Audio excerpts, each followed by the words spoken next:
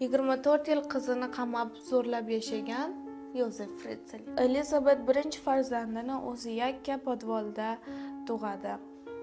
Eri, ya'ni otasi unga yordam ham bermaydi tug'ishiga.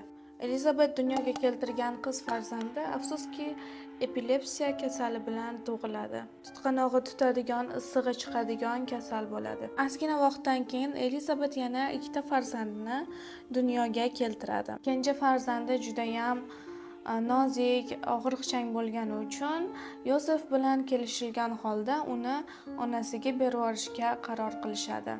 Yozef o'sha qizidan bo'lgan farzandini o'zini uyini tagiga qo'yib ketadi va uni onasi ko'radi.